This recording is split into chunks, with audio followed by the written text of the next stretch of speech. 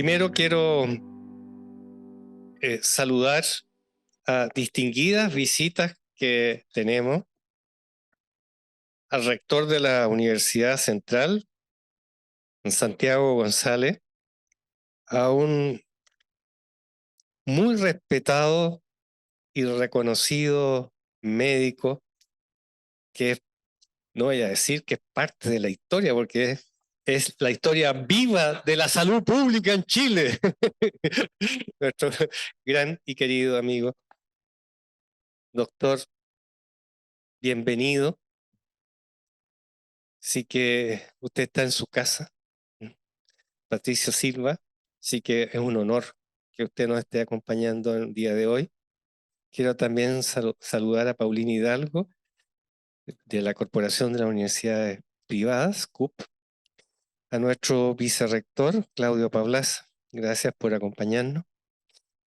Quiero también saludar desde aquí a todos los que por Zoom nos están acompañando a lo largo de nuestro país. Especialmente un abrazo a las personas de Viña, a las personas de Concepción y a muchos tantos otros que nos están acompañando. Incluso tenemos una persona que desde la UNAM de México nos está acompañando por vía Zoom. Así que a todas y a todos, muy bienvenidos. Quiero saludar a quienes nos están acompañando hoy en este conversatorio. Aún no llega el director médico de Clínica Indisa, Rodrigo Castillo, el doctor Castillo, pero que sí va a llegar y le tenemos ahí en ese lado para que le sea fácil subir, que quien está en un trámite de lo que tienen que hacer los directivos hospitalarios. Está en este momento con un señor juez por un tema judicial, pero institucional, sí, en todo caso. Bueno, voy a partir presentando a Elisa Anzoliaga. Elisa Anzoliaga es psicóloga. Ella trabaja en la Universidad de Hugo Portales. Trabaja por muchos años investigando y publicando y apoyando políticas públicas en el tema de trabajo y salud. Y personalmente me ha tocado verla actuando en el Hospital Calvo Maquena, donde hizo uno de los primeros diagnósticos de la situación de salud mental de los trabajadores de la salud, que por lo menos yo tengo noticias, de los cuales salieron varias publicaciones. Para mí fue un shock los resultados de ese estudio, que fue hace muchos años atrás, porque la verdad que los directivos en esa época no teníamos la magnitud de los problemas de salud mental de los trabajadores. Y bueno, después nos tocó en el Hospital de Valdivia también eh, intervenciones justamente en el área psicosocial. Así que bienvenida, Elisa.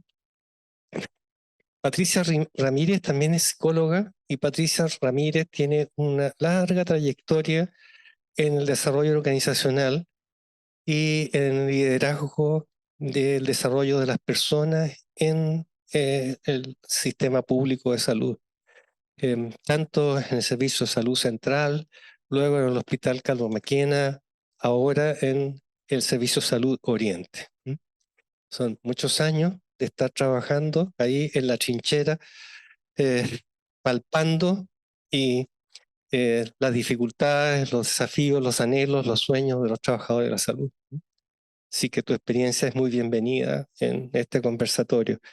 Bueno, Begoña Ayarza no tiene necesidad de presentarse mucho. La doctora Ayarza, ministra de Salud, y también una trayectoria muy larga como directora y directiva de hospitalaria. Tuvo 9 años dirigiendo un lindo hospital. ¿Ah? Competencia del Calvo Maquena, pero no, colaboradores del Calvo Maquena, el Ezequiel González Cortés, debe salir. Bueno, Gisela Alarcón. Gisela Alarcón, una persona que tenía una tremenda trayectoria en la salud pública, y que ahora, igual que Ricardo y yo, estamos en la academia, después de muchos años de estar lidiando en la gestión, en la gestión en salud. Ella fue subsecretaria de salud, pero también ha tenido muchísimos cargos directivos en el área de la gestión en salud y actualmente es decana en la Universidad Central. Gracias, Gisela, por acompañarnos. Verónica Bustos, ella actualmente es la directora de la División de Gestión de las Personas del Ministerio de Salud. División que tiene una altísima responsabilidad, tiene que ver con miles y miles de trabajadores de salud a lo largo de todo el país y todo lo que tiene que ver con su desarrollo. Y ella también tiene una trayectoria enorme en el Ministerio de Salud, en distintas posiciones y una tremenda experiencia, pero no solamente en Chile, sino que también ha sido consultora y ha apoyado a varios países de América Latina en el área del desarrollo de las personas. Tenemos también con nosotros a José Miguel Salazar, quien es el superintendente de educación, y evidentemente él tiene una tremenda responsabilidad con los temas de calidad y toda la proyección que nuestro país desea generar las políticas públicas con respecto a la educación superior. Muy bienvenido, José Miguel. Ricardo Fábregas, decano en la Universidad de Santo Tomás. Bueno, Ricardo es subsecretario de salud, de redes asistenciales, pero también una tremenda trayectoria en políticas públicas, en gestión en salud y un gran amigo en lo personal. Estamos aquí todas y todas con un tema que nos compete y nos ocupa, que es la responsabilidad que tenemos para con nuestros estudiantes y con nuestra sociedad con respecto a que las prácticas profesionales sean un momento enriquecedor, un momento para que las capacidades de nuestros estudiantes puedan florecer en ambientes y contextos que sean propicios, que sean saludables y que sean humanizados. Nosotros como academia, como universidades, tenemos la responsabilidad de proveer a la sociedad y a nuestros estudiantes de capacidades para poder servir y cuidar a otros. Somos personas que cuidan personas. No trabajamos con máquinas. Nuestros estudiantes no se van a desenvolver con máquinas, se van a desenvolver con seres humanos. Por lo tanto, la responsabilidad de que los resultados de aprendizaje se logren es altísima. Por lo tanto, nadie pretende de que la educación, la formación, los procesos de enseñanza y aprendizaje sean poco rigurosos. El rigor es fundamental. La sociedad y nuestros propios estudiantes no quieren ser mediocres, quieren tener herramientas para poder desempeñarse como profesionales y como seres humanos con capacidades para sentirse y ser útiles. En ese sentido, no hay discrepancia. Lo que sí, todos sabemos que en el pasado se normalizaban prácticas que hoy día nuestros estudiantes no quieren normalizar. También sabemos que el contexto y el ambiente en los dispositivos y establecimientos de salud, por distintas razones que vamos a conversar hoy día, por la presión asistencial, por los contextos, por lo que fuere, muchas veces son espacios poco saludables. Y por lo tanto allí se produce una tensión que nosotros como academia debemos tener diseñado la manera en que lo vamos a resolver y a enfrentar. No solo por responsabilidad para con nuestros estudiantes, sino como parte de nuestra responsabilidad para con la sociedad.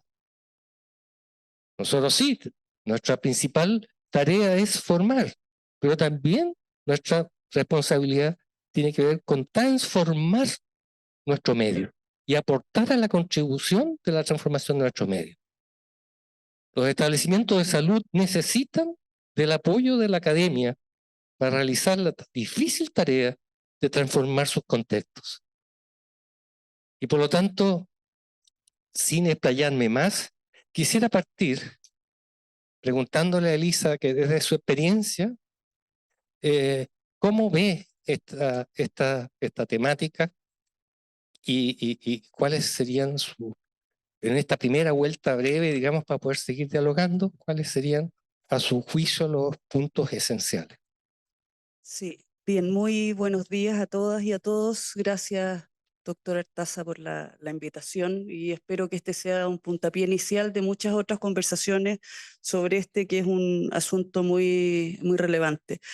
Yo quiero partir dejando sobre la mesa algunos elementos del contexto y las condiciones del trabajo en salud. ¿Qué significa trabajar en salud? El trabajo en salud es un trabajo fuertemente feminizado, es decir, la gran proporción de quienes trabajan en salud son mujeres. Es un espacio altamente jerarquizado, ¿ya? Es decir, conversábamos antes con el ejército y los hospitales, la misma cosa, y hay una herencia insalvable, donde las asimetrías de poder son muy fuertes. Es un espacio altamente segregado estamentalmente, a pesar de que nadie en salud trabaja solo, pero hay una fuerte segregación estamental.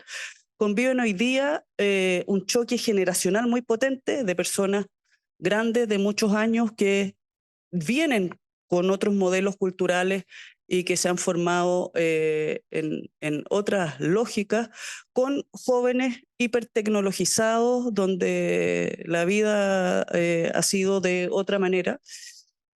Y el contexto de trabajo en salud también supone, y en salud pública especialmente, un alto componente vocacional. Quienes trabajan en salud lo hacen con una fuerte vocación de servicio público.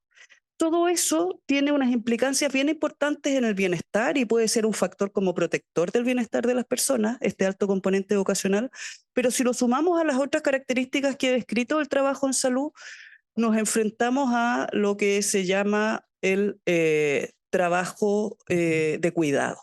Y el trabajo de cuidado implica que las tareas que realizan las personas son intrínsecamente indisociables de las demandas emocionales y relacionales que implica llevar adelante esas tareas. Es decir, no solo para realizar la provisión de salud, no solo se requiere tener una competencia técnica y profesional que me permita realizar la tarea, sino que requiere un conjunto de competencias y unas enormes demandas relacionales, psicológicas, etcétera. Todo eso en un contexto de cultura sacrificial, donde hay un alto componente vocacional de servicio público o de servicio, vocación de ayuda a otros en un ambiente altamente jerarquizado con alta simetría de poder, es un espacio bastante riesgoso para la salud mental y para la ocurrencia de dos elementos que hoy día están ocurriendo bien transversalmente. Por un lado, la violencia que ocurre en el espacio de trabajo en salud, violencia que se da en múltiples direcciones, no solo desde usuarios en las urgencias hacia los equipos de salud, sino desde pacientes hacia los equipos médicos, pero también entre los equipos médicos. Y un fenómeno muy importante que hemos estado viendo es el de los liderazgos inadecuados o liderazgos destructivos, como le llaman la literatura. Tenemos evidencia hoy día que muestra que los liderazgos inadecuados tienen un efecto directo e importante en la salud mental de quienes trabajan en salud.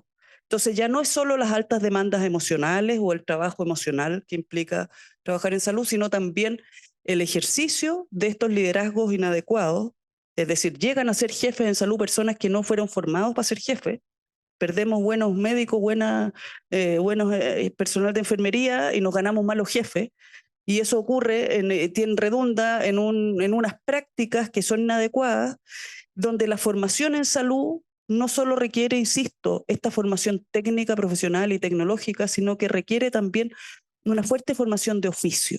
Es decir, los equipos que van transitando por los hospitales y van mostrando el cómo se hace ese hacer, esa transmisión de oficio, y es allí, creo yo, donde se transmiten prácticas que hoy día muy habituales, muy naturalizadas, como decía el doctor Artaza, pero que resultan inaceptables en salud. Termino con esto, Osvaldo, para dejar sobre la mesa algunas cifras.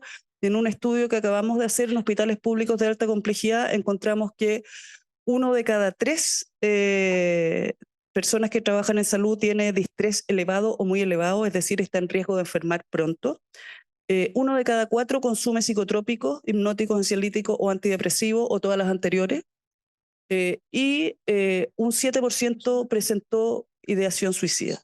Es decir, estamos hablando de problemas de salud mental severos y donde los liderazgos inadecuados en hombres, particularmente en hombres, vimos que aumentaban en casi 3 veces la chance de presentar riesgo suicida al compararse, y habiendo controlado por un montón de otras variables, al compararse con personas que no están expuestas a liderazgos inadecuados. Y en el caso de las mujeres, las demandas emocionales, el temor a que empeoren las condiciones laborales, la falta de reconocimiento y otras variables también se relacionan con eso.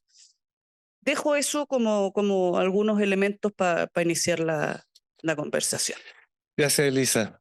Pati.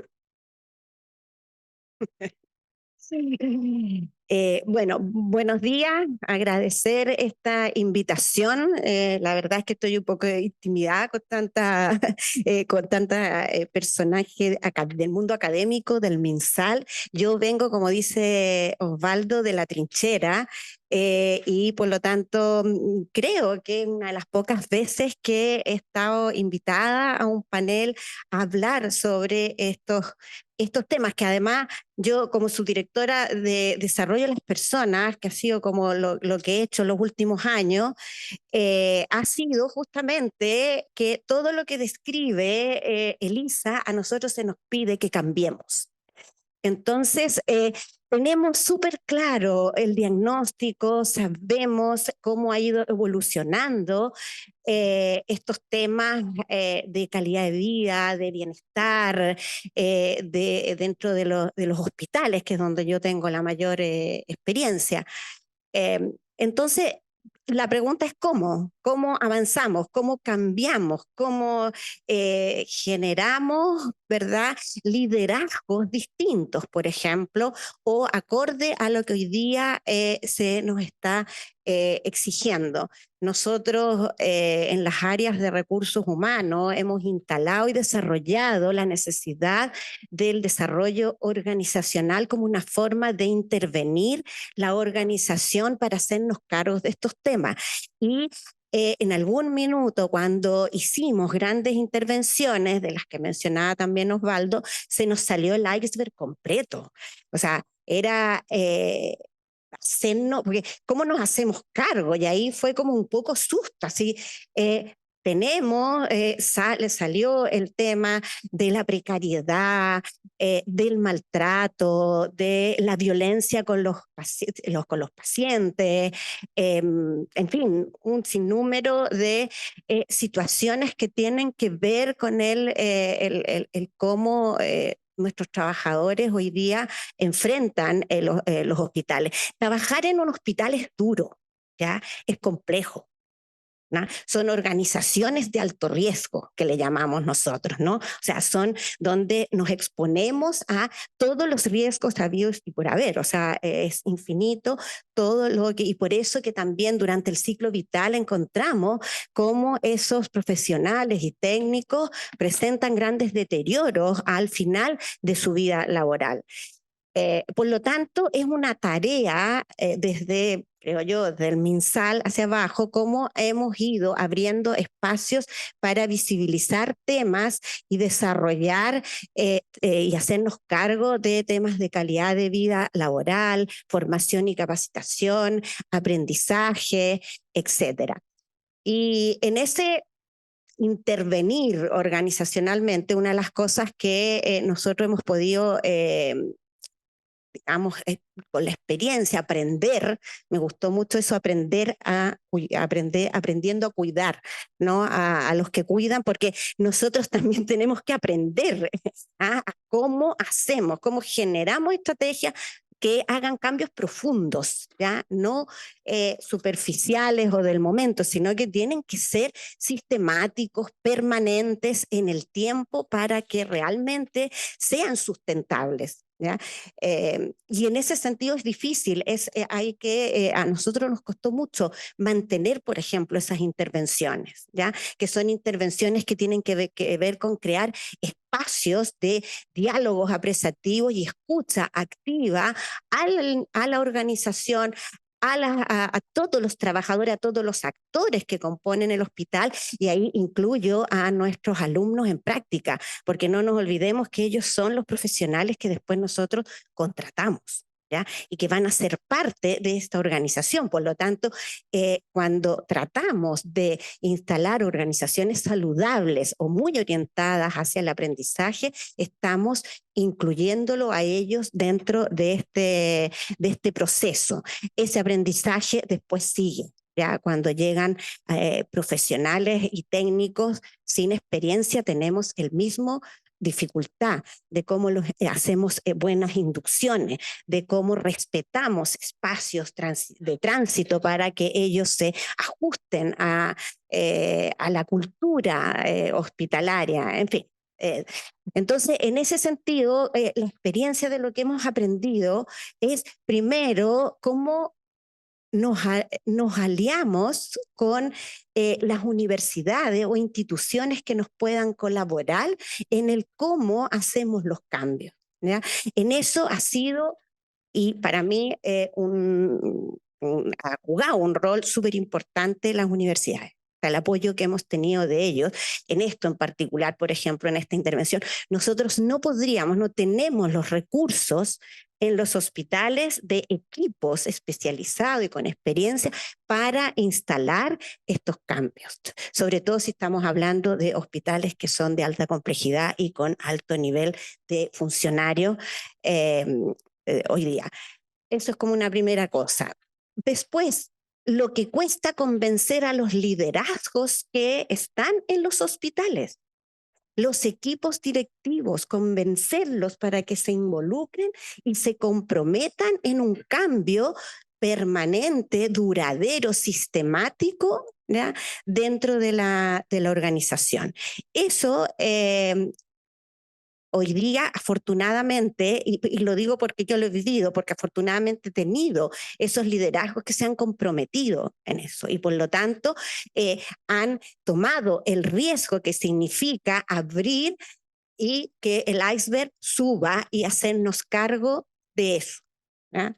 Ahora, hacernos cargo no significa que tengamos la varita mágica de cómo, pero sí podemos hacer una ruta y un camino que nos permita avanzar en eso. Y ahí sí lo que descubrimos es que abrir esos espacios de diálogos apreciativos, de escucha activa para que se construya desde los actores que intervienen y que se vinculan y que trabajan diariamente en los hospitales, ¿ya?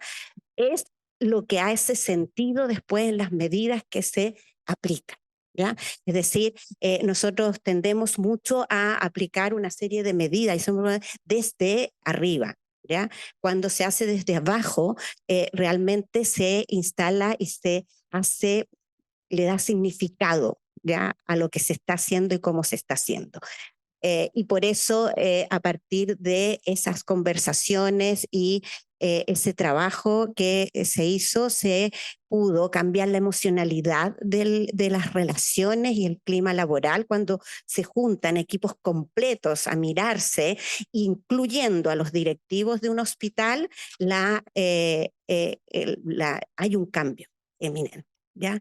De reconocimiento del otro, de aceptación del otro, de respeto hacia el otro, de valorización de sí mismo y su aporte que hace. No nos olvidemos que son personas que llevan años, tienen una expertise, pero también la gente joven que está ingresando también aporta y puede aportar desde ahí.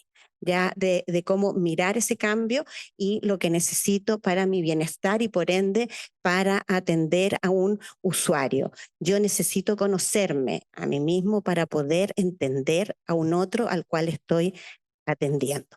Yo creo que eso es, quiero dejarlo ahí porque si no me empiezo a desordenar. Gracias, gracias Patti. Es evidente la importancia de la alianza entre los establecimientos de salud y las universidades, ¿no? Y cuando hablamos de establecimientos de salud, no solo estamos hablando de los hospitales, sino que también de la atención primaria. esto que retrata Patricia se vive en todos los establecimientos de salud. Y una anécdota muy para ilustrar el tema de que hoy día sabemos mucho más, tenemos más visibilizado el problema, pero todavía estamos un poco en tinieblas con respecto a cómo resolverlo. Y Pati ya esbozó algunos caminos, pero estamos muy en el inicio de ello y hay que con humildad reconocerlo. Me acuerdo una vez una discusión con una dirigente de la FEMPRUS, no sé si se acuerda, Elisa, porque habíamos hecho un estudio de psicosocial, un diagnóstico psicosocial a los 2000 y tantos trabajadores de un hospital, y entonces ella estaba muy molesta y me increpó y me dijo: doctor, ¿hasta cuándo con la problemática? ¿Y cuándo la solucionática? La Bego ha estado toda la vida metida inventando solucionática. Tiene muchos sombreros la Bego, pero hoy día parece que está con el sombrero de la Sociedad Chilena de Calidad, con SOCA, ¿cierto? Bueno, dentro de todos tus sombreros, ¿cómo estás viendo, Bego, este asunto? Mira, yo lo que a uno le pasa es que los entornos son complejos, ¿no? O sea, yo miro y digo, la primera cosa que me viene a la cabeza es que las organizaciones de salud tienen una alianza por decenios en Chile con las instituciones de formación. O sea, nadie ha inventado, le hemos dado cuerpos legales distintos, ¿no? Y normativa, la 254, que es la que está vigente y todo, ¿sabes? Pero nunca hemos hecho el intento de hacer una conversación más estratégica de esta relación. Entonces, cuando pensamos en los alumnos y en aquellos que van en práctica y los tutores, ese continuo pedagógico, nos damos cuenta que en esa relación los más desprovistos de herramientas son los alumnos y los alumnos en práctica. En el entorno pedagógico cuidado de la universidad, cuando están en los primeros años, la conversación, ¿cierto?, es bien técnica. Uno revisa, por alguna razón tuve que revisar los currículums, y saben que me encontré que de todas las universidades, lo miré para medicina, fue con un sesgo, ¿no? Pero determinación social de la salud no era un tema que estaba en todas las universidades en el currículum explícitamente, ¿no? O sea, todo esto, las determinantes, el entorno, cuánto influye. Encontré cosas como que todos los temas así relevantes de calidad en las escuelas de medicina brilla por su ausencia. Y la calidad no es esto, no es un experimento, ¿no?, para mirar cuánto da la glicemia y si ese instrumento está bien calibrado. Como de los elementos más centrales de la calidad es que la atención en salud, la relación está centrada en las personas. Ese es como el elemento básico de la calidad. Y no le hablamos de eso. Entonces yo revisé y estaba bien desprovisto el currículum de esta conversación más bien ciudadana, ética. Justo ayer me tocó estar aquí mismo hablando con Ricardo Evia y él hablaba de la ética del cuidado. Y acá lo que ocurrió, y por lo que estamos acá, es que la ética del cuidado no anduvo, ¿no?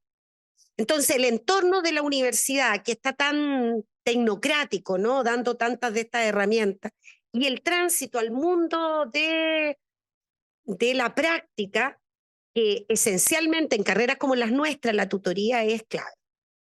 ¿Cómo aprendió uno a intubar? Mirando a tu profe. Yo siempre recuerdo que a mí me gustó intensivo porque cuando llegué a la unidad de cuidado intensivo y pasaba algo grave, los intensivistas no corrían, caminaban con una cierta seguridad. Yo dije, yo quiero ser como ellos. Me gustó. Tenían una forma de relacionarse con la emergencia, con la urgencia, una templanza. Eso me gustó, lo aprendí. Entonces caminaba como ellos. O sea que el efecto del tutor es muy potente. Entonces hacemos este tránsito y los dejamos en una institución de salud, CEFAM, hospital, que fuese, y abandonamos un poco misión, ¿eh? Porque ahí hay que hacerse grande. Cuero duro, uno le dice algunas cosas, ¿no?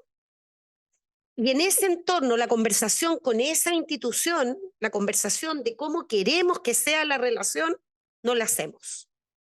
No la hacemos. Decimos cuántas UF por alumno, segundo, minuto, en la tarde vamos a tener. El punto más importante es contar cuántos son, en fin. Hay una conversación súper transaccional, pero la conversación de fondo de quién queremos formar y cómo lo queremos formar, esa está ausente en la relación de estas instituciones históricas. Yo me imagino que alguna vez conversaron de eso, pero hace rato que no nos encontramos en esa conversación. Y entonces lo que ocurre es que ocurre como le va a pasar a cualquiera. Yo me acuerdo una alumna de técnico en el hospital y estaba en la unidad de oncología y llega ella, hace una denuncia y la historia era tan dura, era que las otras TENS que ya eran formadas, ella era una niña que venía de Nueva Imperial. Y justo alguien compró una cosita mapuche como de artesanía. Y se tiraban esa cosita y decían, aquí va la mapuchita, no, aquí va de nuevo. Estoy hablando del año 2016, ¿eh? No estoy hablando del siglo pasado. Cuando conversé con los técnicos, era una broma, no era para tanto. Esa conversación y las conversaciones con respecto al respeto y todo, no las hacemos. Y aquí hago un punto y digo, me voy a la calidad. Lo mismo nos pasa ahí. La gente, cuando se equivoca, el jefe lo reta. Incluso hace un sumario. Deslinda responsabilidades. ¿Qué al embarrar? Hasta lo pueden echar. Pero el aprendizaje de aquello no está. O sea, el valor de aprender del error, de conversar. Entonces yo digo, en el modelo de atención de Chile desde el 2005 a la fecha, modelo centrado en las personas, integral, ¿sí? Centrado en la atención primaria. ¿Qué nos falta ahí? El tema es la relación. O sea que falta algo en la conversación en nuestras organizaciones que ponga centralmente a las personas, la humanidad de las personas. Da lo mismo si entre funcionarios, jefes. Hay poco espacio de conversación. Voy a decir una cosa terrible. Harto indicador que no sirve para nada. Y poca poca conversación de lo que hacemos. Que el jefe llega el jefe a la organización y dice, ¿cómo nos fue el fin de semana? ¿Cómo estuviste? ¿Cómo estuvo duro esto? Sí, no, un espacio de conversación y cuando uno se da cuenta que hay alguno que está medio tristón, vamos a ver qué pasó. Eso es lo más importante. ¿Qué le pasó a los pacientes? ¿Cómo estuvieron? Se nos murió. ¡Guau! Alarma. De un paciente. No naturalicemos, la gente le da pena si son seres humanos. Imagínense los alumnos puestos ahí, sin ningún espacio de aquello, sin ningún marco de relaciones que diga, mira, van a llegar los alumnos no solo vamos a vigilar que no hagan procedimientos excesivos y que se metan a pabellón en tercer año, no, que no los traten mal, que los llamen por su nombre, respeto. Entonces, que lo que quiero decir, que el modelo de atención chileno, el modelo de calidad, el modelo de pedagogía saludable, a todos le hace falta harto más diálogo, harto más conversación, ¿cierto? Harto más ética del cuidado, diría Ricardo Evia. Gracias, Bego. Bueno, la Bego dejó boteando ahí el tema del modelo de atención y Gisela ha tenido mucho que ver con la implementación de modelo de atención en nuestro país, pero también ahora está por el otro lado, el lado de la academia. Entonces, por donde quieras, Gisela. Súper. Bueno, muchas gracias primero. Estar aquí es un verdadero gusto con todos y todas. Me parece, y estoy de acuerdo con lo que se ha dicho anteriormente, de que esta no sea solo la única vez en que conversemos de esto, sino que sea la primera vez de una larga relación entre todos los que debiéramos participar, todos y todas, porque aquí hay muchos actores en este tema. Y no voy a recoger tanto el tema de modelo de atención, si bien la Begoña lo dejó boteando, porque creo que va muy de la mano con lo que nos pasa en la formación en salud. Es decir, ¿qué es lo que quiero plantear? En primer lugar, que es bien doloroso, pero es una realidad que tenemos que asumir, que tenemos que poder mirar para poder trabajar en un modelo distinto, el que nuestros establecimientos de salud, el que nuestro entorno de salud, que está vocacionalmente dirigido, cuyo propósito, sentido es cuidar a otros, no seamos capaces de cuidarnos entre nosotros. Que seamos entornos no saludables. Es súper complejo, ¿no? Probablemente de los menos saludables. Y eso es bien doloroso, pero es así. O sea, el primer statement es que eso ocurre. No lo sigamos negando y no sigamos diciendo es que el contexto, es que lo que pasa, es que las metas. No, lamentablemente tenemos ese problema y tenemos que enfrentarlo porque si no nos vamos a enfermar más aún. ¿Y por qué quiero ir a la formación? Porque yo creo que una explicación de por qué tantos subsecretarios metidos en la academia o exministros en la academia, que también nos pasa, bueno, aquí tenemos 2 exministros, 2 exsubsecretarios y otros más, sabemos, es porque yo creo que cuando uno se da la vuelta completa y se va al modelo de atención y se da la vuelta de por qué las cosas no logramos que ocurran, están escritas hace mucho rato. El modelo centrado en las personas, ¿para qué decir con el modelo de integración de las redes, basadas en la atención primaria desde Alma Ata, cuántos años llevamos, después se hace la comisión de alto nivel, de nuevamente, de OPS, y vuelve a salir, y Alma Ata y la salud universal. Hemos hecho tantas declaraciones, y cuando uno se pregunta, ¿por qué esto no logramos que finalmente avance? Sin duda que avanzamos, no quiero decir que no avancemos nada. Hemos avanzado mucho, Chile tiene grandes y notables avances, pero no lo suficientes todavía. Y nos vamos a la formación. Porque si me preguntan qué es lo que tal vez no en el corto plazo, pero donde realmente podemos hacer un cambio de lo que ocurre en los hospitales, en la atención primaria, es cómo formamos a nuestros profesionales de la salud. Es decir, si el estudiante no aprende desde primer año, lo esbozó Begoña, si no está en el currículum, tanto en el explícito como en el oculto, si no está en el modelaje, si no está ahí la respuesta y la palanca para hacer el cambio, la verdad es que estamos repitiendo modelos que ya no nos sirven. Y estamos formando profesionales de la salud que no necesariamente tienen un manejo adecuado de sus propias emociones, que no están formados además suficientemente en humanismo, para qué decir en ética, en bioética.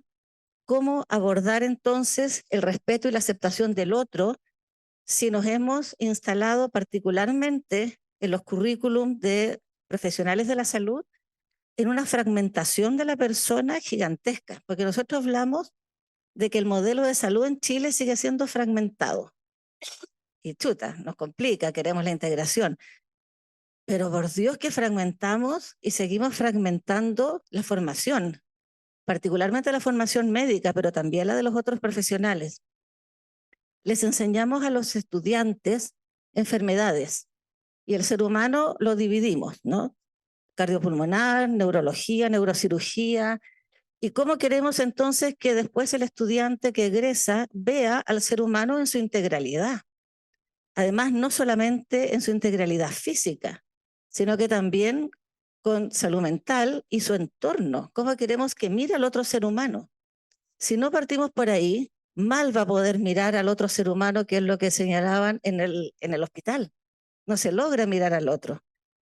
Se lo mira solo en tanto lo que representa, mi jefe, la enfermera que me da la orden, pero no más allá que eso, y a su vez se crea esta asimetría de poder y de relación que, tal como señalaba recién, es una relación muy jerarquizada la de salud. Y es jerarquizada y es exigente porque también, no quiero hacer la comparación que se hizo acá, pero también aquí como que estaba el tema del cuero duro, ¿no? Aquí hay que hacerse, usted va a ir a ser intensivista, bueno, ya pues, vaya a intubar, vaya a la trinchera, vamos, vamos. No puede decir tengo miedo, no me atrevo, todavía no sé suficiente. No, no, no, no, no. Usted va a ser enfermera, vamos. Y eso está instalado. Entonces, creo que en primer lugar tenemos que seguir avanzando y avanzar muchísimo en la formación en salud con una formación particularmente humanizada. Creo que ese es como el título de esta canción. Humanización, no solamente docencia humanizada cuando uno está en la universidad, el estudiante tiene que ver a un académico que le habla como un ser humano para que él después pueda hablar con otro ser humano como tal. Si yo me crié desde chiquitito a que no me están tratando bien, yo tampoco voy a replicar ese modelo. Y quiero decir además que eso implica también el bienestar emocional de los académicos. Aquí me estoy yendo a la parte universitaria, pero creo que las universidades tenemos que jugar un rol muy importante en esto. Porque tengo la impresión, poco lo señalaba Begoña, que esta relación docente-asistencial no se ha abordado en su profundidad, ¿no? Entonces, cuando ustedes dicen que efectivamente es complejo, y lo sé, porque también lo viví, es complejo bajar una indicación. Me acuerdo que en los tiempos que yo estaba en el Barros Luco apareció esto de buen trato, tratémonos bien, pero uno no puede dar una indicación, miren, desde ahora, mañana nos vamos a tratar todos bien, ¿ok? No, por muchas campañas que se hicieron en ese momento. Creo que Ricardo era subsecretario por ahí, de la campaña del buen trato. Pero, pero lo que quiero decir es que eso se educa desde el primer año de las carreras de la salud, se va fortaleciendo durante todas las carreras, durante todos los años, y finalmente se lleva a la práctica siendo profesional de la salud que mire al otro de forma integral, con respeto, como un otro, sujeto de dignidad, de derechos. Y aquí me paso al maltrato de frentón en los estudiantes de la salud o con los estudiantes de la salud. Solamente decir, adelante Rodrigo, gracias. Me topé, Solamente decir que, dado que este es el tema que nos ha convocado, yo entiendo que aquí hay una multidimensionalidad del problema. Pero si queremos abordar el problema del maltrato en estudiantes, sin duda que tenemos que abordar los entornos, lo que se ha dicho acá. Pero también tenemos que dimensionar bien y hacernos cargo de la gravedad de este problema hoy día. Y cuando revisamos publicaciones de Chile y del mundo, este es un fenómeno particularmente globalizado. No es solo de Chile. Lo que no significa que mal de muchos sea un consuelo no adecuado, ¿no? Pero no es solo de Chile. Existe en forma importante en Estados Unidos, más del 90%, y quiero decir que la mayoría de los estudios se han hecho en estudiantes de medicina, no sé por qué, pero la gran cantidad de publicaciones está en medicina, después de enfermería, y después siguen las otras carreras. No sé si porque por la residencia. Replica la estructura del poder. Pues. Exactamente, por lo mismo. Pero lo que quiero decir es que cuando se han utilizado diversos instrumentos, particularmente encuestas, entrevistas semiestructuradas, etcétera, validados todos, en el mundo existe este problema. Cuando se les pregunta a los estudiantes, ¿ha recibido maltrato en el último semestre? La respuesta es sí. En un 70 y tanto por ciento, 60-70% en Europa. Finlandia, un ejemplo para nosotros, el 40 y tanto por ciento. Estados Unidos, para qué decir, el 95%. Y nosotros, los estudios que se han hecho en Chile, estudios de 9 universidades, más del 95% de los estudiantes de medicina y de enfermería. Entonces, primero tenemos que tener súper claro qué entendemos por maltrato, y como decía Osvaldo al comienzo, no es ser exigente. Una de las formas de maltrato más instaladas en nuestra formación es la exigencia desregulada. Pero no significa que ser muy exigente, es exigir algo que uno no le ha dado las condiciones para que lo tengan. Lo segundo es no respetar la vida, los hábitos y las necesidades que tiene una persona. No almuerza usted porque tiene que estar en pabellón, porque los cirujanos no almorzamos, entonces usted ¿por qué va a ir a almorzar? y no ha tomado agua en todo el día, no importa, pero usted está ayudando con las valvas a operar. Eso nos pasó a nosotros. Entonces, lo que quería decir es que esto es global, es universal, están claras las formas de maltrato, están claros los grupos que son más vulnerables de ser maltratados, son estudiantes más grandes, tercero, cuarto año, y uno se pregunta si cuando mira la carrera de medicina, y sabemos todos por muchos estudios que la empatía se pierde en tercero o cuarto año, uno no se pregunta si estará relacionado también con esto. O sea, ¿qué empatía me queda si conmigo nadie empatiza en el campo clínico? Y tengo que sobrevivir y tengo que enfrentarlo. Y por último, poco oyendo lo que decía Begoña, claro, las personas, los estudiantes y las estudiantes que vienen de una diversidad étnica son más susceptibles. El género o el sexo que es minoritario en una carrera es más susceptible. El estudiante que tiene un problema de índice de masa corporal alto es más susceptible. Y ahí se generan humillaciones, falta de dignidad, etc. Entonces, el llamado, yo creo, a que esto, si bien es global y existe desde los años 80, fue descrito en medicina, está publicado. ¿Qué tenemos que hacer para modificar esto y empezar a hablar del buen trato? No seguir hablando de lo malo que hemos hecho hasta ahora, que puede atender a diversas razones, ¿eh? Entre ellas también este maestro-aprendiz que genera una relación demasiado asimétrica. El maestro lo sabe todo y todo lo que haga el maestro se le permite todo, que camine con la templanza, pero que también si tira, y yo lo vi, si tira porque se descompensa en una cirugía, las tijeras encima de cualquier persona, se le permite. Estaba nervioso el maestro, pero el maestro sabe operar. Entonces, esa simetría de poder también nos ha generado esto. Por tanto, terminando, creo que si no modificamos las culturas y la forma de hacer las cosas, y eso desde el primer año de nuestras carreras de la salud, podemos avanzar, pero no suficiente. Y el llamado es un esfuerzo colaborativo de muchas estrategias simultáneas. Esto no se resuelve, no es lineal, es muy complejo, pero con estrategias desde las universidades, desde el Ministerio de Salud, desde el Ministerio de Educación. Creo que salud y educación tienen que estar más de la mano en estos aspectos. Y finalmente una colaboración de todos los que trabajamos finalmente puede llevar a desentrañar y encontrar estrategias que sí las han encontrado, sí existen y las han encontrado algunas universidades para avanzar en este tema por lo menos. Eso, muchas gracias. Gracias, Gisela. Me quedo con lo que tú dijiste, salud y educación. Fíjense, están puestos aquí juntitos. No siempre salud y educación están lo juntitos que quisieran. Bueno, eso Ricardo está diciendo casi nunca, pero bueno, ya le va a tocar a él. Pero aquí los tenemos juntos. Entonces el tema está académico. ¿Cómo puede contribuir, apoyar a un desafío que es común, que es de todos? Gracias. Verónica, del Lo mismo, Ministerio de Salud. estábamos juntos, ¿eh? De hecho, ayer también estábamos juntos en otra, no los dos, pero los equipos. Bueno, ya son múltiples las cosas que se han dicho entre diagnósticos, mirar un poco cómo son nuestras organizaciones sanitarias, y uno podría decir, bueno, uno no es distinto de lo que es el país, no es distinto de lo que es la organización donde está, y en cada microespacio se reproducen algunas cuestiones que uno observa en la cultura general.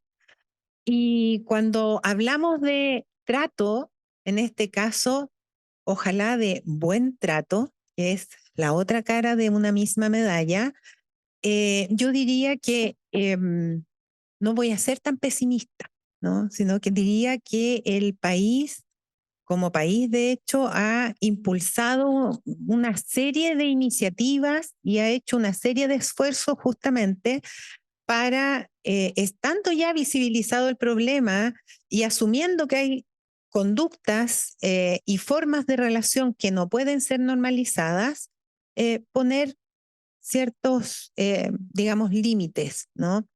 Sin embargo, ya hace 3 meses llegando al ministerio me tocó participar casi esa misma semana en una jornada que era del MALS, que curiosamente se parece a mal, pero es MALS, ¿no? Y que esto es del maltrato por acoso laboral y sexual. Y la jornada tenía que ver con que justamente el Estado de Chile dijo, bueno, esto no puede ocurrir, ¿no? Y a raíz de una situación que se vivió ni más ni menos que en nuestra red asistencial, en unos días más entra a regir una ley, la ley Karin. Y como yo estaba viviendo afuera, no estaba muy enterada de cómo había sido el origen de esto, ¿no? Entonces, previo a esta jornada en la que tuve que participar, empecé a buscar, a documentarme más. Y era una profesional del hospital de Chillán, ¿no? Que además es un buen hospital, ¿no? Entonces uno dice, bueno, pero ¿qué pasó ahí para que una situación tan trágica sucediera? Y vi entrevistas de la familia, de las personas que trabajaban, que eran sus colegas de trabajo. En realidad una situación bien conmovedora, ¿no? Bien trágica. Y la invitación que tú me hiciste surge también a raíz de otra situación bien trágica, en este caso no de una trabajadora, como fue en el caso de Karin, sino que de un estudiante. Entonces uno se vuelve a preguntar, ¿qué está pasando ahí? Y las respuestas son súper diversas, desde cuestiones que en lo personal me molestan mucho, como alguien decía, creo que tú señalabas lo del cambio generacional. Y muchas veces uno se encuentra con esa respuesta. Y dicen, la generación de cristal. Personalmente me molesta mucho la respuesta porque, ok, ya supongamos que hay mayores niveles de sensibilidad. Y si es así, ¿qué de malo tiene? Que los seres humanos tengamos niveles de sensibilidad que yo creo que los hemos tenido siempre, pero que antes no nos atrevíamos a manifestarlos, ¿no? ¿Qué de malo tiene que estas nuevas generaciones que nos generan cierta tensión y contraste con aquello que nosotros considerábamos normal y ellos nos dicen, esto no es normal? A mí me parece eso positivo, ¿no? Y en ese sentido, mi optimismo. También me parece positivo que existan estos marcos, que incluso son hoy día leyes. Nos da un puntapié, pero es solo un puntapié. Yo con esta reunión que les cuento, donde se trataba la ley Karin, eran con nuestros encargados de la red de calidad de vida, que es una línea de trabajo que se viene desarrollando hace muchos años en el sector, con más o menos éxito, con lugares donde hacen cosas muy lindas y donde han habido progreso y otras con permanentes frustraciones. Hay de todo. Entonces yo les decía a ustedes, y ahí habían abogados que iban a tener que instaurar procesos, habían personas, funcionarios de la línea de calidad de vida, muchas trabajadoras y trabajadores sociales, psicólogos también, otros más bien de la línea de la gestión de personas propiamente tal. Y yo les decía, esto tiene también lo mismo que el trato, que puede ser buen trato, mal trato, un riesgo. Por un lado es una oportunidad, porque tenemos un marco jurídico que nos obliga. Pero por otro lado, como alguien lo dijo por acá, creo que fue Begoña, representa un riesgo de burocratización. No lleguemos a ese riesgo. Quedémonos en los principios de lo que está planteando esta norma y que es ni más ni menos que el buen trato. ¿Cómo nos va a costar tanto eso? Se plantea más bien desde un punto de vista de la prevención. de la prevención del maltrato. Ojalá no llegar a que sucedan situaciones de maltrato. Sin embargo, si uno mira, prácticamente todo está enfocado a un proceso, a cómo denuncio, cuál es el protocolo, y lo mismo en la ley de también buen trato que tienen en el ambiente, en el sector de educación, ¿no? Que también ha surgido por algunos otros eventos como una respuesta. Pero ojalá el hecho de contar con estas normas que nos da, repito, obligaciones de carácter administrativa, legal, etcétera, no se transforme en hagamos como que, ¿no? Que muchas veces nos pasa. Nos pasa en esta cosa de los indicadores que tenemos, excesivos, evidentemente, muchos enfocados en la forma y no en el fondo. Y entonces ahí hay un riesgo, que la burocracia no le gana el sentido. Y yendo a un punto muy propio de, que me imagino que también por eso estoy acá, que es este espacio compartido que tenemos, ¿no? Donde salud y educación nos juntamos y siempre decimos, y está dicho desde hace también normas, nuevamente muchas normas atrás, que tenemos una relación estratégica, y de necesidad mutua.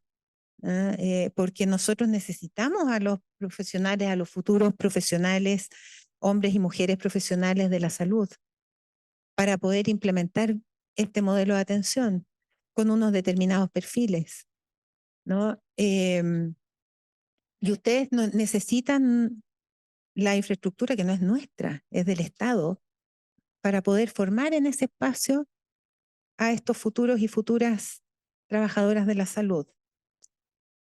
¿Y qué es lo que pasa en ese espacio entonces? ¿No? En ese espacio se forjan los futuros profesionales. De alguna manera uno dice también curtir el carácter. Y si uno piensa desde ese solo lenguaje, ya está de alguna manera diciendo, bueno, curtir se curte el cuero, forjar se forjan los metales, ¿no? Y allí también un llamado para que justamente en esos espacios que son de formación, tengamos una formación más amorosa, ¿por qué no decirlo, ¿no? Una formación más cálida, porque finalmente lo que se forman no son profesionales, son seres humanos que, como decías tú, van a estar a cargo de el cuidado de otros seres humanos. Entonces, si desde allí, desde esa relación de formación, no pensamos que solo estamos formando en una lógica profesionalizante de la educación a unas personas que van a tener unas determinadas competencias técnicas, y no competencias humanas en el trato que se requiere en la esencia de la misión del sector salud, en esto, por qué nos movemos vocacionalmente hacia salud, no estamos cumpliendo los propósitos para los que realmente estamos llamados.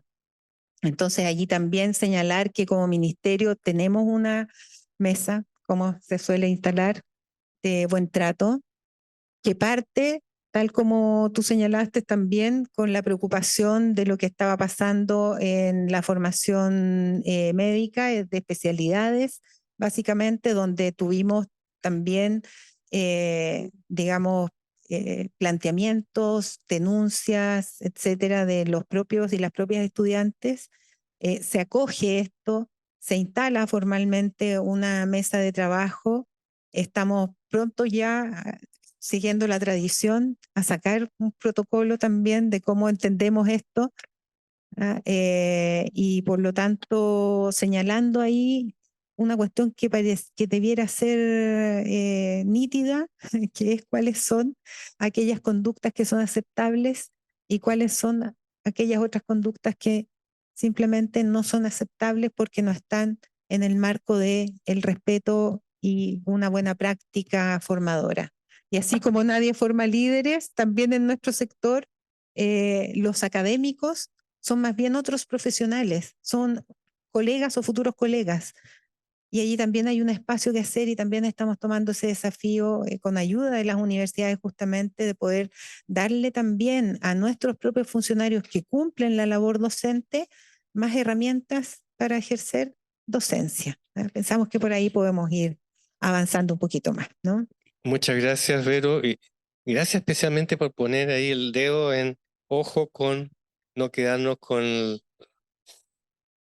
el protocolo y quedarnos contentos con el protocolo. El protocolo es importante, necesario, pero nos puede esconder el sentido profundo de las cosas, que tiene que ver con la transformación de las prácticas, la transformación de conducta y la transformación de nosotros mismos, de tal manera de generar, digamos, contribuir a la generación de espacios saludables. José Miguel, ahora tenemos educación. ¿A ti te tocó? Supe por ahí, leí en la prensa que te había tocado recibir a la mamá de la niña que se suicidó y, y que además es colega de nosotros. Y, y imagino que esta atención tú la tienes que estar recibiendo de distintas formas. Y evidentemente desde educación también tiene que haber una mirada y te agradezco que estés aquí y nos aportes con ella. Primero, Faldo, muchas gracias por la invitación, tanto a ti, a la facultad, a la universidad, a la Corporación de Universidades Privadas y a todas las universidades que están presentes hoy día, porque dan cuenta que hay una preocupación genuina y legítima de mover la gente en una nueva dirección. Y claramente todos estamos, creo, en ese mismo predicamento. ¿Cómo hacemos las cosas de otra manera? Porque nos estamos dando cuenta por distintas vías de que estamos en una situación complicada y que mientras más escarbamos, más problemas encontramos. Entonces, ¿qué hacemos? ¿Cómo avanzamos en tu solución ética? Uno tiene que partir pensando, creo yo, que toda formación de pregrado tiene un componente de llegada al mundo del trabajo, ¿cierto? Y en todos los currículums tenemos tesis, prácticas de distintas cosas que van cerrando la formación de pregrado en esa dirección. Pero el área de la salud tiene un sello muy específico en relación con este tema, porque en el área de la salud trabajamos con formación clínica, lo que significa que los estudiantes de medicina en tercer año empiezan con internado, en medicina, en enfermería incluso antes en otras ocasiones, y en consecuencia una parte muy importante de lo que se aprende, las identidades que se forman, las prácticas que desarrollamos, las escalas de valores con que nos relacionamos con los otros, surgen y se instalan en los campos clínicos. Es ahí donde surgen los médicos, las enfermeras, los tecnólogos y todas las actividades asociadas a este campo. Y por lo tanto es muy difícil que no pongamos el ojo ahí y no tengamos que decir la formación es clínica. Entonces, ¿qué pasa con la preparación para el internado, con cada uno de los internados, con cada uno de los ciclos? ¿Cómo se cierran esos procesos? Y como tú decías recién, el rol de los tutores. ¿Qué pasa con la preparación de los tutores, con el seguimiento de los tutores, con la evaluación de los tutores? Creo que tenemos un componente grande sobre el que hay que avanzar. Tenemos normas. Cuando nosotros vimos el caso de Catalina y vimos las otras situaciones que se estaban presentando, lo primero que nos dimos cuenta es que en todos los recintos de atención de salud y en todas las universidades hay protocolos. Por protocolos no nos quedamos. Nuestro problema va más bien por el lado de que la práctica no termina de hacerse cargo del problema que tenemos. Y en consecuencia hay que avanzar en solucionar esta situación y por lo tanto dar pasos para solucionarla. Y en esa perspectiva, de verdad la superintendencia a lo mejor no es el mejor vehículo para lograr esto. La superintendencia fundamentalmente está centrada en mirar cómo funcionan las platas en las universidades y cómo funcionan el cumplimiento normativo dentro de las universidades. Pero nos cayó un poquitito al garete. Háganse ustedes cargo también de los temas de violencia de género y a continuación de los temas de maltrato en campos clínicos. Y en esa lógica, aunque nos sentimos en principio un poquitito como pollos en corrales ajenos, porque de verdad estábamos viendo otras cosas y teníamos otras prioridades, nos hicimos cargo de este desafío. Y en consecuencia vamos a trabajar con las universidades para ir resolviendo estas situaciones. Y lo vamos a trabajar de dos maneras, porque no tenemos muchas más herramientas que las que yo les voy a contar a continuación, pero es lo que nosotros creemos que podemos hacer y lo que vamos a hacer. Porque está claro que seguir trabajando sobre el diagnóstico y cómo cambia el diagnóstico está bien, es importante, pero las prácticas no van a cambiar y la cultura no va a cambiar.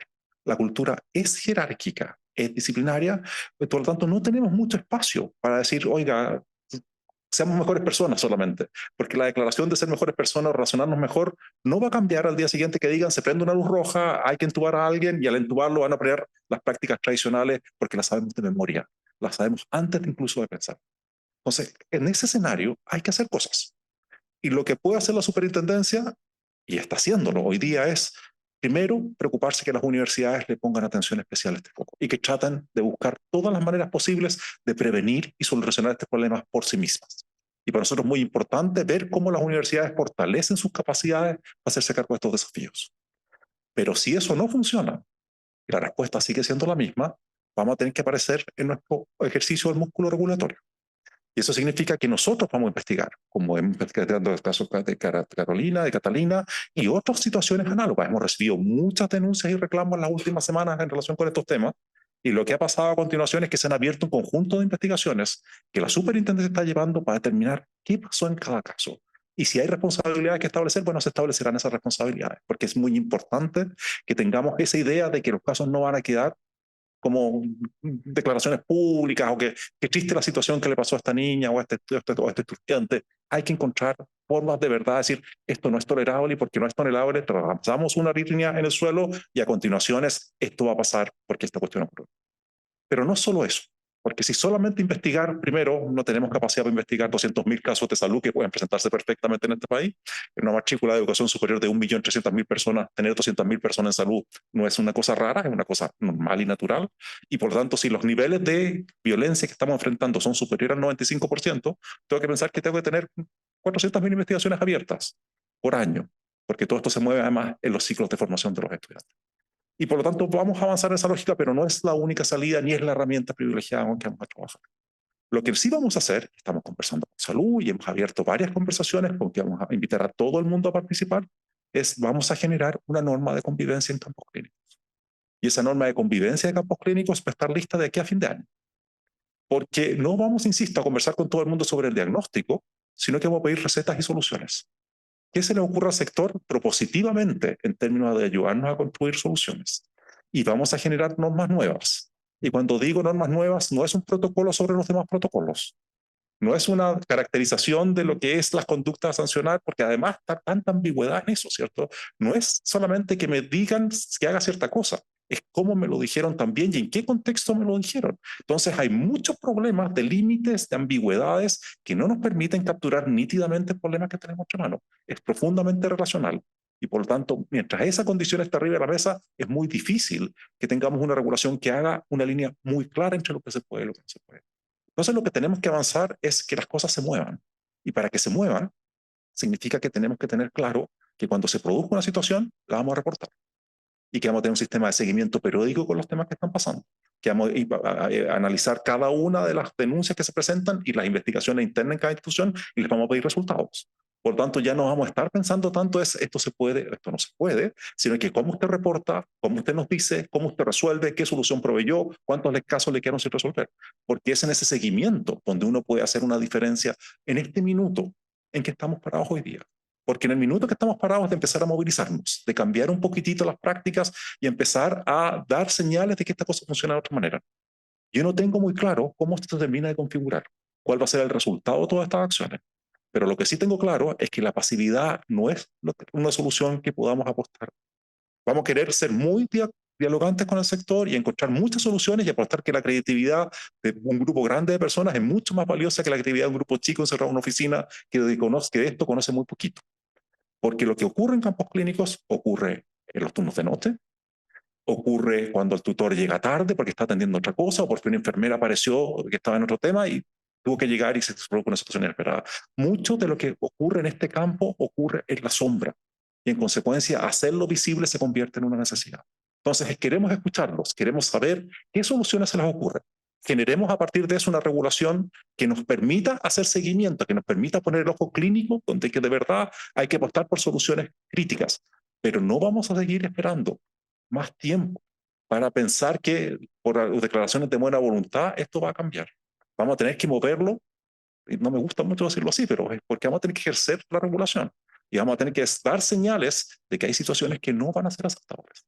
Ya tenemos un grupo importante de suicidios en esta área, de estudiantes, y no solo hablo de Catalina, hablo de más suicidios que hemos ido documentando al tiempo. Hay un conjunto de organizaciones y de familias que dicen, yo mandé a mi hijo a la universidad, miren lo que me devolvieron. Que no es muy distinto que lo que nos pasó en el ejército esta misma semana, ¿cierto? Yo mando a mis hijos a ser formados, miren lo que vuelve. Y esas son preguntas sobre las cuales vamos a tener que nosotros reaccionar y tomarnos en serio. Digo tomarnos en serio porque tenemos poco tiempo para hacer esto y porque de verdad tenemos que producir una situación distinta. Bajo la esperanza quizás de que somos capaces de cambiar las condiciones bajo lo que esto opera, las condiciones y las formas que las personas se van a relacionar van a ser distintas, a lo menos por un tiempo, ¿cierto? Pero ciertamente lo que necesitamos es producir cambio y el cambio lo vamos a producir ahora. Los invitamos a ser parte de esa iniciativa. Ojalá tengamos un trabajo muy participativo, pero si eso no se produce, vamos a tener norma igual y vamos a tener sistemas de reporte igual.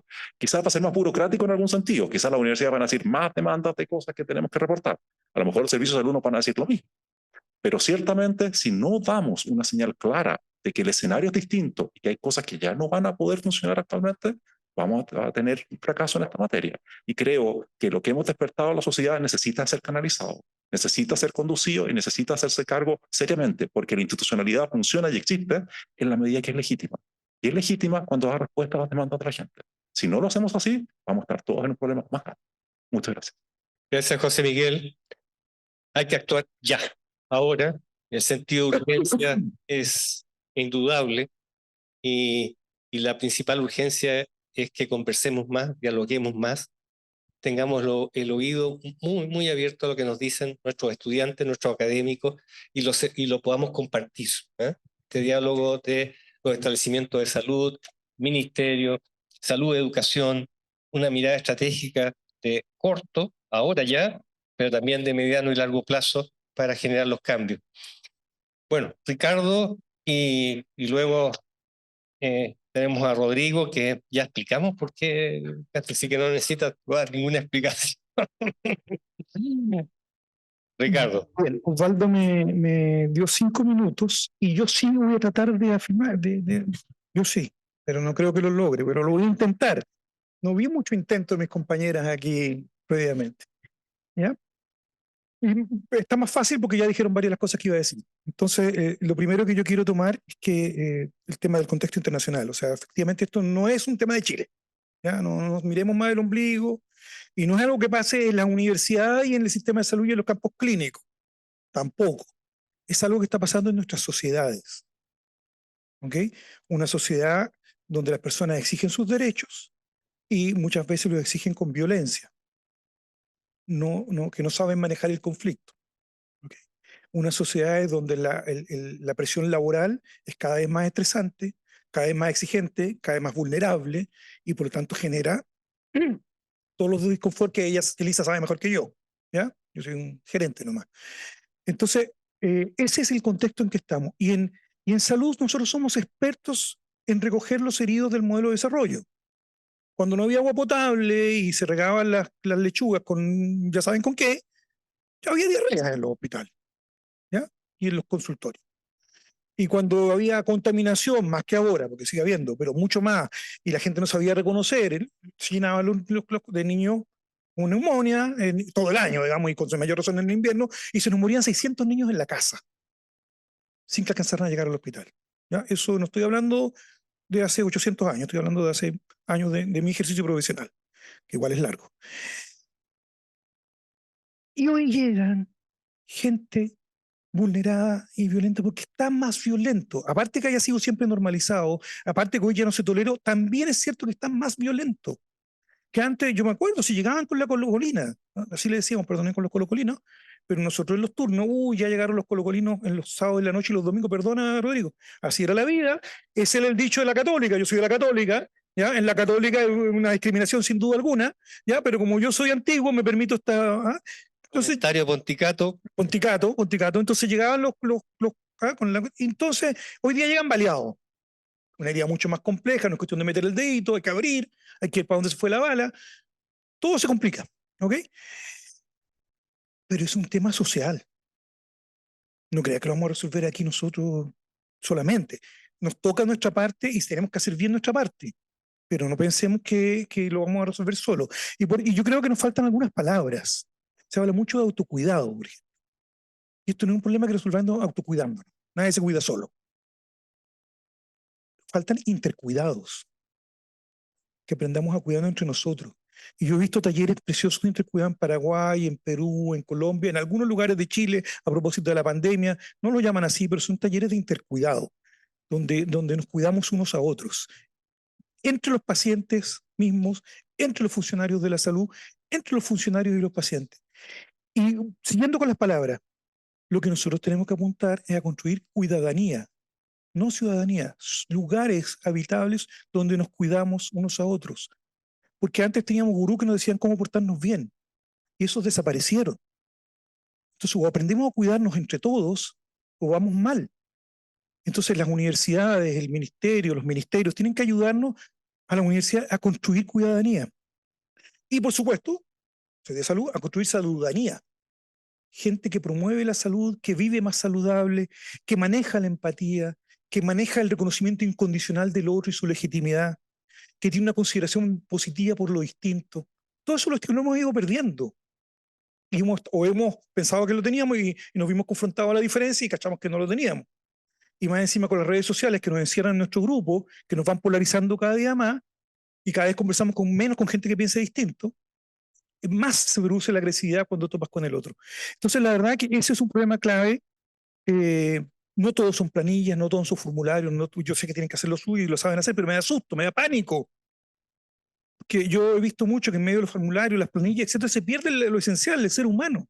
La humanización de esto que es conversacional, que es profundo, que es relacional y que no tiene que ver con un indicador, no tiene que ver con una planilla, que no tiene que... Entonces, ojo con lo que vamos a hacer, por eso es muy importante que conversemos mucho. ¿Ya? No, me preocupa que esto que dice que también es clave la Giselle, que es la humanización, no lo hagamos sin resistir la colonización que hacen los sistemas de medición, que nos impide sentarnos a pensar y a conversar. Y está pasando. O sea, el nivel de burocratización de las universidades es solo superado por el nivel de burocratización de los PRAPS en la atención primaria. Eso es lo único que yo creo que nos supera de los IAPS y los PRAPS, todos juntos. ¿Ya? Es impresionante. Monstruo creado por nosotros, digamos. Yo me autodeclaro culpable porque eso era lo que nos enseñaron que había que hacer. Vengo de vuelta totalmente. ¿Qué estamos haciendo en la universidad? Aparte del protocolo. Está hecho, impecable. ¿Ah? Soporta todas las auditorías. Tenemos un programa de salud y bienestar que funciona muy bien. Nosotros tenemos 12.000 alumnos en la Facultad de Salud, de Arica a Puerto Montt. Tenemos cientos de casos de descompensaciones todos los años de distinto tipo y decenas de casos de acusaciones de distintos, de graves y de intentos de suicidio. Hasta aquí, que yo sepa, ¿ah? Porque puede haber algún caso por ahí que nunca se denunció y él sí sabe, yo no sé. Pero por lo menos de que yo estoy del 2022 no hemos tenido ningún caso que lamentar, pero varios donde hemos estado así, a punto, así como muertos de susto. Uno ayer, ¿ya? Entonces la verdad que la cosa está difícil. Hicimos un curso ahora que está siendo un éxito total para tutores en campo clínico. En campo clínico. En este momento hay 382 docentes nuestros haciendo el curso de tutores en campo clínico, donde se hablan de estas cosas, se conversan de estas cosas, y el Servicio de Salud Bio Bio nos acaba de comprar, que es parte de las retribuciones de campo clínico y esas cosas, ¿ah? El mismo curso para todo su personal de enfermería. Entonces estamos haciendo cosas, enfrentando la situación, tenemos que medir cuál es el efecto que tiene esto, lo vamos a hacer porque se producen experimentos naturales, el Bio no lo pidió y Viña no lo pidió. No sé, ya lo mediremos de alguna manera, ¿ya? Pero la verdad es que yo lo que quiero fundamentalmente es agradecer a que nos juntemos a conversar aquí. No sé si fijaron que hoy día Santiago estaba maravilloso, ¿no venían para acá? Precioso, el aire limpio, la cordillera nevada. Bueno, cuando salgamos espero que siga estando así porque yo estoy ansioso de ir a ver la cordillera de nuevo, un regalo de la naturaleza. Y esa naturaleza y ese conversar, lo único que nos puede salvar, ¿ya? Volver a eso, a ligarnos, a reenamorarnos de lo que hacemos en salud y que los alumnos sientan eso también. Si no tenemos eso, y si nuestra gente en los campos clínicos no tiene eso, hagamos lo que hagamos, ¿ya? Muchas gracias. Gracias. Cuidadanía. Cuidadanía. Antes de que hable Rodrigo, no sé, Claudia está por ahí, porque seguro, bueno, hay muchas personas en distintas partes que a ver si tenemos la oportunidad de una pregunta de Concepción, una pregunta de Viña, pues más no nos da porque estamos ya pasados en el tiempo. Rodrigo es un gestor de larga trayectoria en salud, pero que tiene una particularidad que jamás ha dejado la clínica, como otros que aquí yo veo que lo dejaron. Sí, yo también me estoy echando la agua, pero Rodrigo nunca, jamás ha dejado de ser un clínico y es un tremendo gestor. Y además, él es el director médico de una clínica privada. Y por lo tanto es muy interesante ver la visión, porque aquí hemos tenido la visión desde el lado público, como si todo este problema solo fuera radicado en el lado público. Pero me da la impresión de que esto es un problema más universal. Pero Rodrigo tiene la gracia de que le gusta como la solucionática, así que ahí queremos escuchar cómo estás viendo tú este asunto. Buenas tardes ya. Vengo de un maltrato. Estuve con un juez de una corte y no pude sentirme más maltratado que por un juez. ¿Eh? Y uno mira a los jueces como personajes que te dan el tono de cómo tiene que funcionar el país. Bueno, fue súper maltratado, a pesar que yo no tenía nada que ver con el caso, pero así fue. Solo lo digo porque esa es la esencia que hay en el país también, ¿no? Y de personas muy, muy importantes. Por suerte se lo dije, pero fue peor. Así que no me trató más. ¿Eh? Segundo, yo voy a tomar ciertas cosas que me han pasado. Mi hija chica, que tiene 11 años, ayer conversando, me dice, papá, me dice, a unos compañeros lo acusan de bullying, porque unas niñas le dijeron una cosa y empezó a contarme la historia. Me dijo, y yo creo, me dijo, que no es bullying, porque era la primera vez que pasaba. O sea, ella que tiene 11 años, tiene ya en su cabeza que para que consideremos algo que es un maltrato, un bullying, tiene que ser un acto repetido, reiterado. Bueno, eso armó toda una discusión en la mesa respecto a que ella entendiera que bastaba una vez para que algo sea considerado maltrato. Y mi otra hija, que estudia medicina, suspendió su 5º año porque el médico que le tocó en la universidad, cuando la evaluó, le dijo, mira, tú sabes mucho, pero con tu personalidad no puedes ser médico. Y con eso ella decidió no seguir. O sea, tiene ahora un par de ramos y está pensando si vale pena ser médico. Lo cuento porque las experiencias de trato tienen que ver con la vida diaria de cada uno de nosotros en todos lados, con nuestros hijos, con nuestros sobrinos, con los amigos.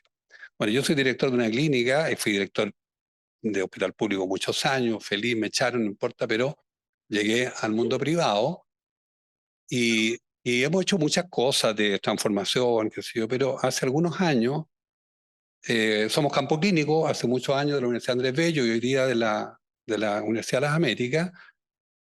Hoy día la cantidad de alumnos que pasan por la clínica son más de los que pasan por los que yo tenía en el hospital público, son miles. ¿Ah? Las universidades, o el país no se vio un producto que es vender formación.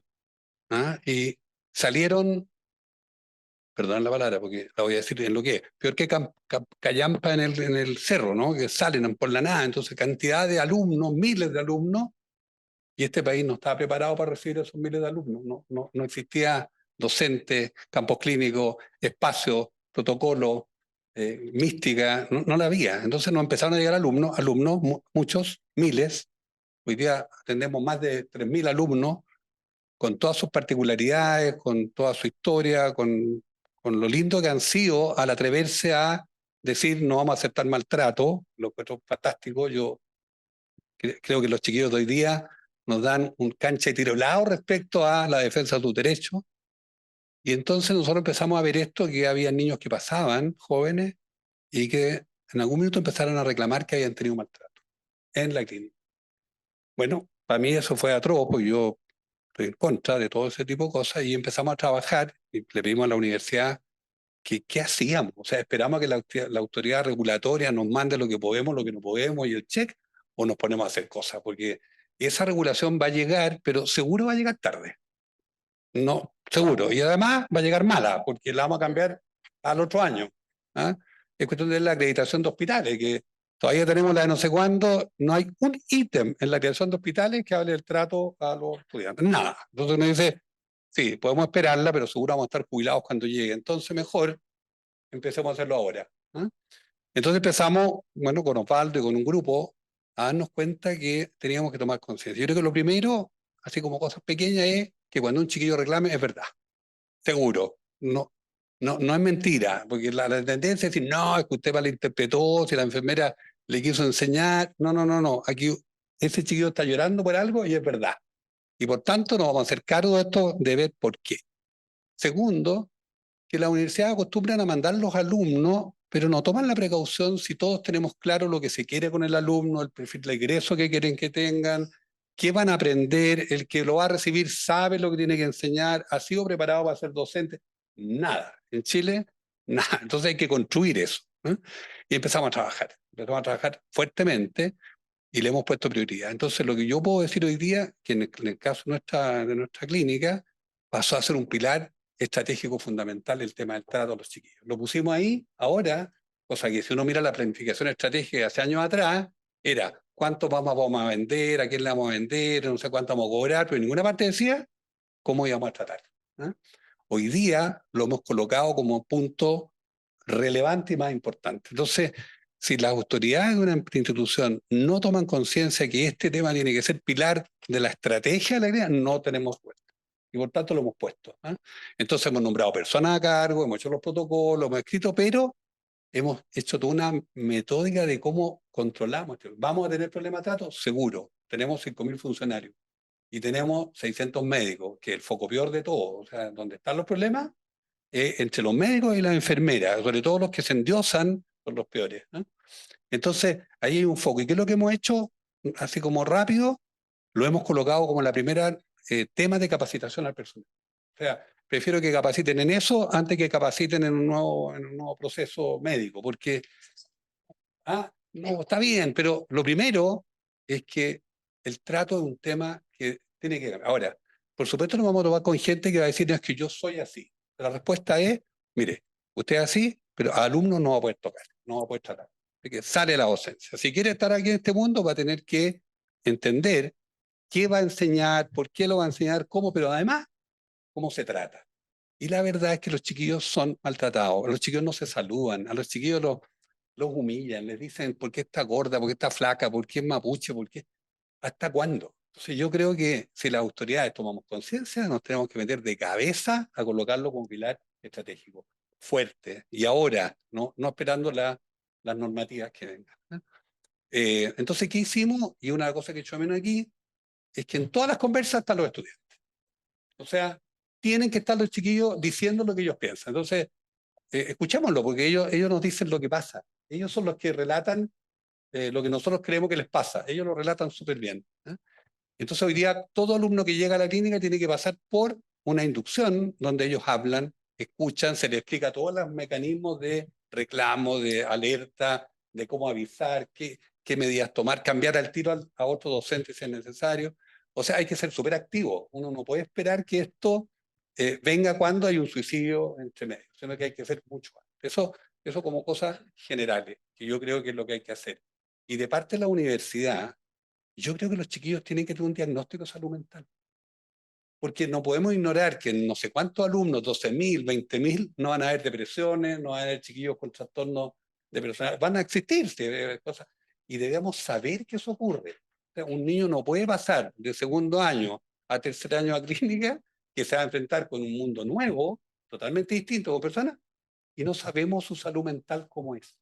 O sea, todo chiquillo estudiante debería tener un cierto diagnóstico si está preparado para enfrentar situaciones que son desde la sangre hasta, no sé, pues el maltrato al paciente, que responde mal, etc. O sea que nosotros tenemos un trabajo re largo, pero se puede hacer y no hay que esperar regulación. Yo creo que hay que partir ayer. ¿Eh?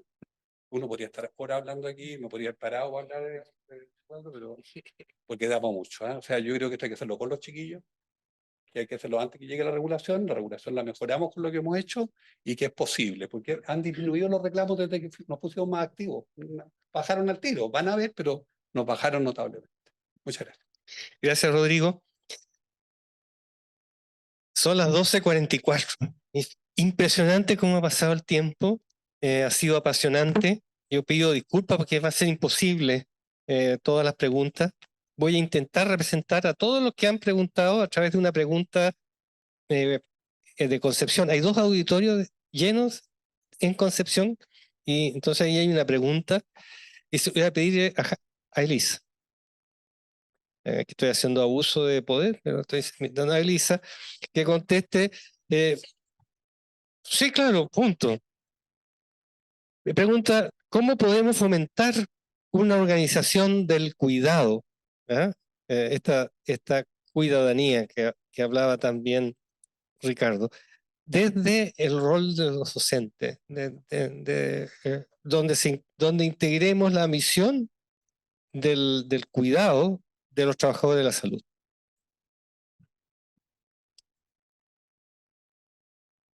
Bien, yo creo que no hay una receta única, es súper importante que cada centro y cada lugar entienda y conozca bien su cultura y sus modos de aprender, de modo de llevar adelante respuestas que sean pertinentes culturalmente a lo que allí ocurre o al modo como se hacen las cosas. Pero si uno tuviera que tirar líneas generales, yo creo que hay varias cosas que han sido puestas sobre la mesa. Primero hay que erradicar absolutamente el concepto del autocuidado. Yo soy la guaripola del anti-autocuidado, porque la verdad es que el trabajo en salud ocurre en equipo y la protección de la salud relacionada con el trabajo no es un asunto personal, privado, individual. Que la gente se enferme a causa del trabajo o incluso que pierda la vida a causa del trabajo es en primer lugar una obligación legal del empleador y en este caso de los formadores de las universidades. Es decir, la gente no puede ni enfermar ni morir a causa del ejercicio de su trabajo o de la educación, del proceso formativo que está llevando adelante. Es un imperativo ético y moral también, porque es inaceptable que ocurra de esa manera. Pero también quiero decir que es un buen negocio. Es decir, cada vez que tenemos una situación de esta naturaleza, es el sistema que se resiente respecto a las posibilidades de la provisión del servicio, de todos los costos organizativos que implican y muchos otros, para qué decir, todas las externalidades negativas enormes. Pensar entonces en que el cuidado debe ocurrir de manera colectiva, pensar y que eso debe ser intencionado. Es decir, aquí la formación, ya basta de hacer formación en uso de extintores y de cosas así tontas que ocurren a cada rato en salud. Habrá que hacerlas también, pero empezar a formar y generar espacios para ver, bueno, cómo nos reconocemos, cómo nos relacionamos. Begoña hablaba de, y la PAE también, generar conversaciones en torno a esto y iniciar caminos que de alguna buena vez reconozcan que la provisión del servicio de salud es un trabajo de cuidado que incorpora aspectos técnicos, profesionales, pero está fuertemente determinada por aspectos relacionales, psicológicos, afectivos, etc. Entonces creo que allí debiésemos encarar el diente. Yo sí le creo al subsecretario de Educación y agradezco que el Estado esté tomando acción pronta respecto a estos asuntos. Chile es un país extremadamente normativo y si no tenemos regulación, no, las cosas no avanzan. Ahora, tampoco es magia, no porque exista regulación las cosas van a ocurrir. Entonces, y ahí está el rol desde las universidades, desde quienes estamos en el espacio formador. Eso, hay que tomar protagonismo en esto. Esto no ocurre por añadidura ni por buena voluntad. No es un asunto hippie de las psicólogas que se preocupan por el bienestar, no. Acuérdense, esto es un asunto legal, es un asunto ético, pero también es un buen negocio. Creo que eso es importante reconocerlo. Muchas gracias, Elisa. Quiero reiterar el agradecimiento a cada uno y cada uno de los que han estado aquí en este conversatorio, a las autoridades que nos visitan, los amigos que nos visitan, doctor Silva, rector González, Paulina de la CUP, nuestro vicerrector, a cada uno y cada uno de ustedes, a los que nos están escuchando y viendo por Zoom. a todos un gran abrazo y la gran invitación a que con humildad reconozcamos que tenemos una necesidad que resolver y que esa necesidad nadie la va a resolver solo, la vamos a resolver colectivamente a través del diálogo respetuoso, de muchas conversaciones y de mucho coraje por atreverse a hacer cambio. Aquí me han pedido, voy a leerlo porque si no me van a retar, porque les tenemos un regalito. Es un regalito para nosotros que es muy valioso, que lo queremos mucho. Claudia aquí nos va a ayudar y lo voy a leer, Claudia. Ya. Entonces, queremos hacerle entrega de un obsequio a todos los que han participado, nos han acompañado hoy. Es un ejemplar del libro Historia de un oso. Es basado en el cortometraje animado ganador del primer premio Oscar de Chile y que fue creado por los hoy académicos de la Universidad de las Américas, Gabriel Osorio y Patricio Escala. ¿Está bien? Ya. Vamos a entregar los regalos.